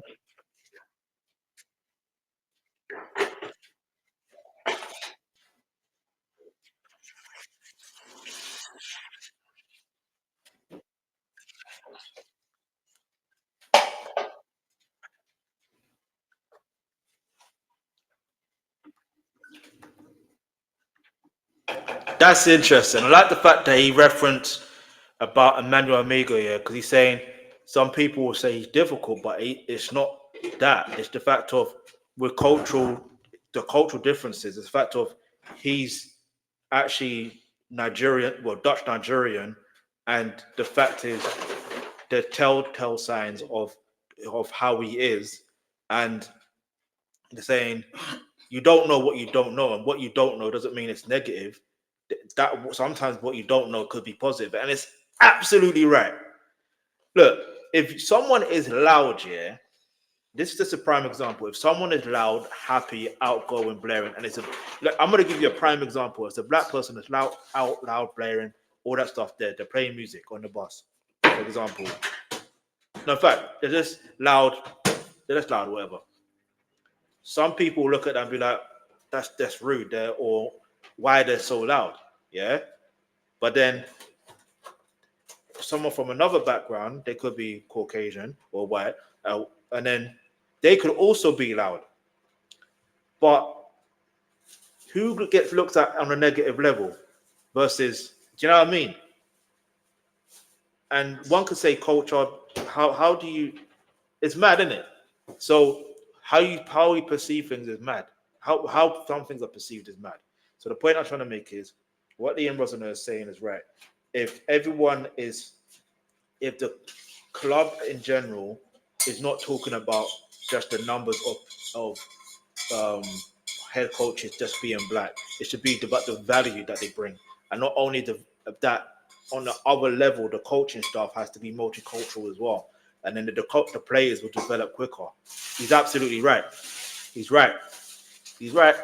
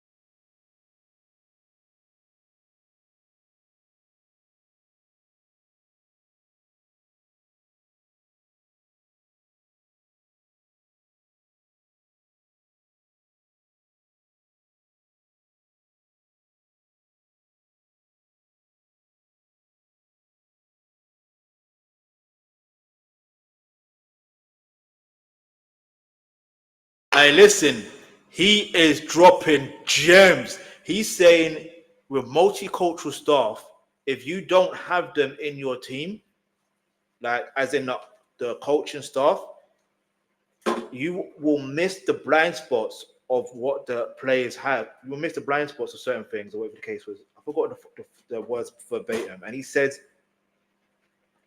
you're missing a point. You know what I mean? You're literally missing some things because the way that these players would develop, because there's familiarity, and it makes sense. Let's look for example, Liam Delap. Why is he so bullish? Why is he moving like a British bulldog? Like, no joke, yeah.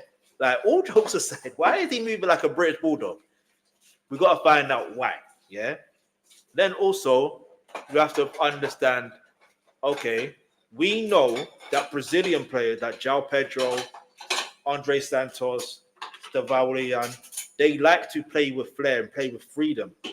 So does Cole Palmer, by the way. Do you know what I mean? That's player freedom. So again, I'm not to blame Enzo Maresca because he did the best he could at the particular moment he could until he self-sabotaged. But like it almost feels like because remember, Cole Palmer said in his interview after we beat Real Betis, like he mentioned that he was tired of playing sideways. And then Enzo Maresca's response was, I never told him to do that, or whatever the case may be. But that's a lie. You're a head coach. Your job is to give the tactics. The player's job is to listen to the manager and implement the manager's um, tactics. And often throughout the European Conference League, I remember he always said that was the plan. Play slowly at the beginning. I can't remember what verbatim. It's like play slowly, build up play, and then you know what I mean, and then go further and intensify and get the goals in a second of the goal. Not just get the goals, but make sure you do your best to try and win the game or something like that. I forgot word verbatim, but you will see a certain pattern, and you cannot tell me that is not Enzo Maresca. That is. But let's go.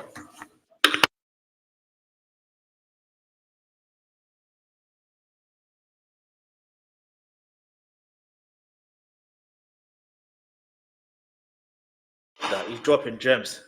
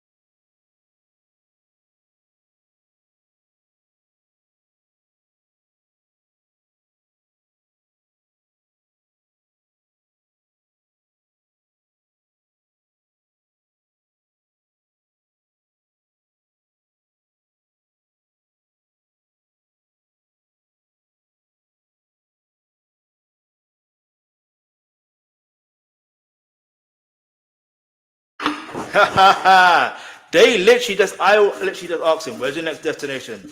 Like Premier League?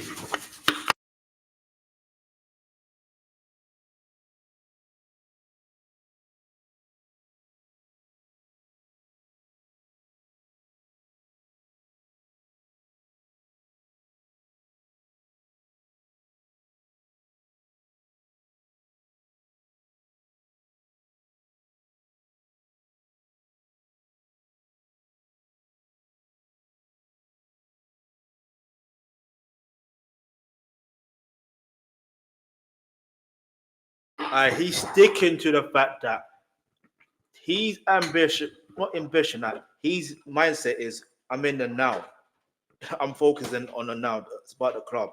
And listen, yes, the Premier League is probably one. That, you don't say this verbatim, but obviously, the Premier League is one of the greatest leagues. But it was also referenced at the end of the day. So is League On.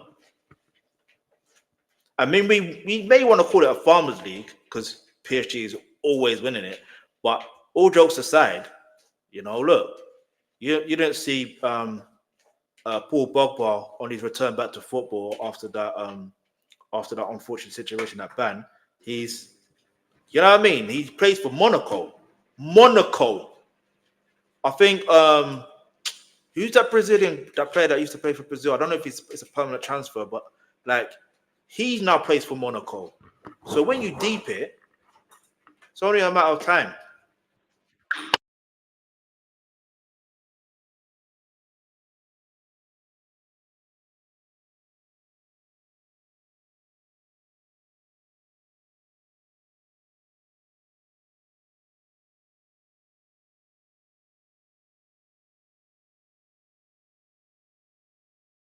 I would love to obviously like all jokes aside, like all like because they're trying to say he's being political, yeah. So he's like now he's like, look, I would love to like one day work in the Premier League. Liam Rosenior, why did you say that? Because now people are going to run with this. They're going to run with this.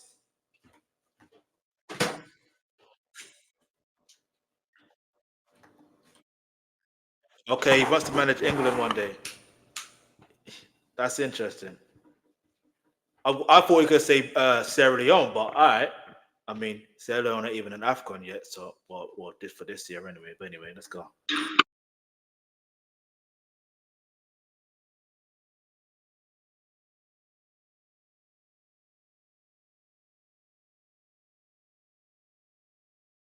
He focuses on basically Strasbourg. Hear that?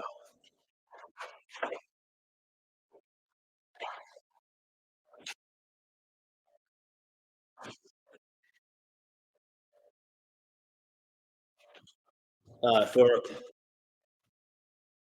Alchemist, yeah, I've read that before. Old man in the sea out there.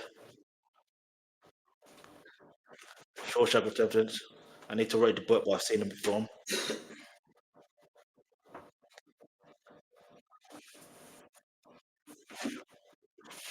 Interesting. Mm-hmm.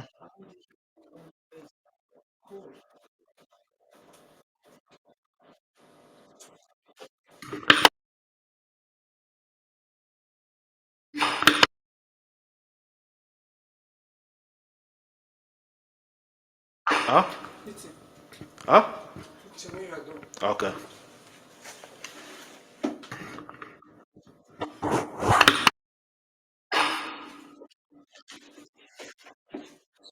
Oh look, so much to the story. We ain't gonna watch it though.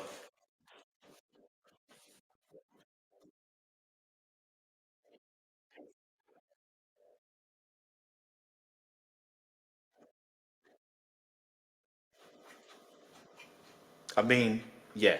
Anyway, I shout out to like honestly, yeah, shout out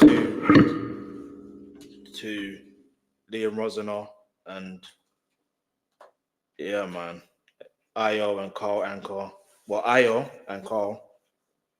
This was so I said, look, if you're here after Maresca was sacked, tap in. Hey yo, I'm not gonna lie.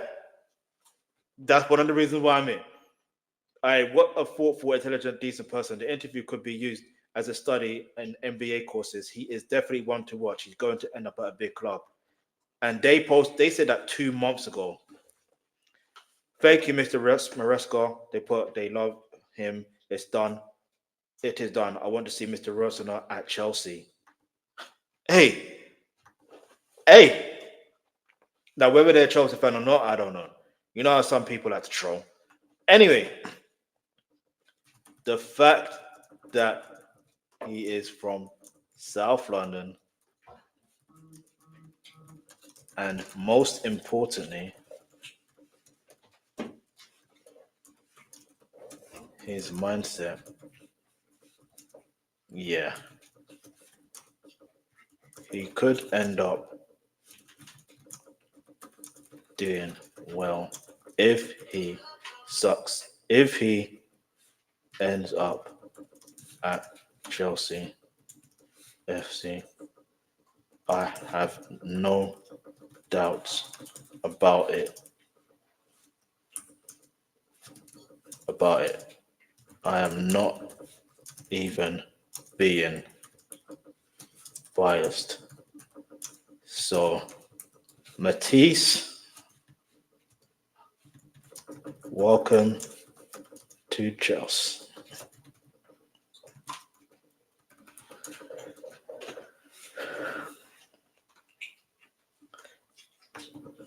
Oh, let me do this. Matisse, aka Liam Rosenior. But yeah, man, it was a very interesting interview, yeah. But I need to, before we get up out here, I need to actually show you something because they're talking about Black History Month, red tear. Watch this.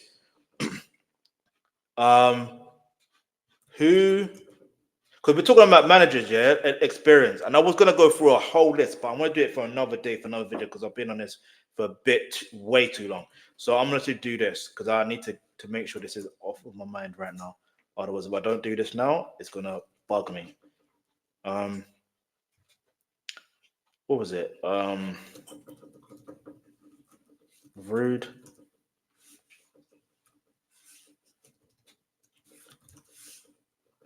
Rude to it. First Chelsea. Black. Hold on.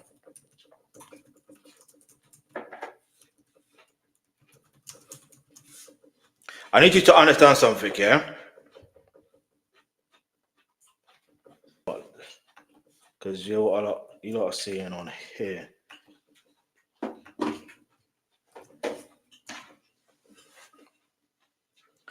All right, so Ruud Gullit was Chelsea's first black manager and the first black manager to win a major trophy in English football history when he guided the team to the 1997 FA Cup title. He managed Chelsea from 1996 to 1998. Yeah? Watch this, yeah? Key achievements, historic achievements. Historic win. Ruud Gullit became the first non-British manager and the first black manager to win the FA Cup. Ended a drought. The 1997 FA Cup victory was Chelsea's first major trophy in 26 years. We have to thank Ruud Gullit for giving us the foundation. Yes, we won trophies prior to that, but 26-year drought? Come on. That's way too long. Now, so for even one trophy, that's way too long. So anyway, I say that to say this. He built the foundation to the point where we're consistently winning trophies. Look, I became a Chelsea fan in 1996, 95-96 season. So it's like throughout my life, I've always seen Chelsea win trophies. There's been some seasons when we haven't, but I've always seen them more or less win trophies. So I can get why I can have a sense of an entitlement. Now, if you come from the era where Roman Abramovich took over, again, you could have a sense of entitlement because we're used to winning trophies, 19 trophies in 20 years. That's astonishing. So I get it, where we had that sense of entitlement. But look at this, yeah. Even this, yeah. He led Chelsea to the sixth place finish in the Premier League in his first season as a manager, and he had no experience being a manager. So let's stop talking about experience. Let's stop that. Stop it. But we're going to talk about that for another day, for another subject. When the new head coach is hired, we will talk about this even further. Because I need to let you understand, we're going to go through the history of every Chelsea manager, then every Chelsea head coach, and the success they have had at their first stint at being the Chelsea manager, or even, yeah, another day. I don't know. whether they've been a manager before or not. Because it's, yes, experience matters, but let's go say one more thing before we get out of here. Revitalize the club. Hoodet's arrival and management are credited with helping modernize the revolutionize the club, attracting top foreign players and setting the stage for future success. Yeah, future successes, not even successes. He was dismissed in February 1998 with Chelsea in the second place in Premier League and still in contention for 3 other trophies. Now, so if Liam Rosenior becomes the manager, it is what it is, all right? Shout out to every Chelsea fan. Get me? But let's keep it moving. I appreciate you guys for watching. Get me? Honestly, man. Shout out to all the Chelsea fans. Hit the subscribe button, turn on your post notifications. I will do more content around Chelsea. It might just be it depends on certain things. I'll figure out something. But anyway, thank you for watching, and I'll see you next time.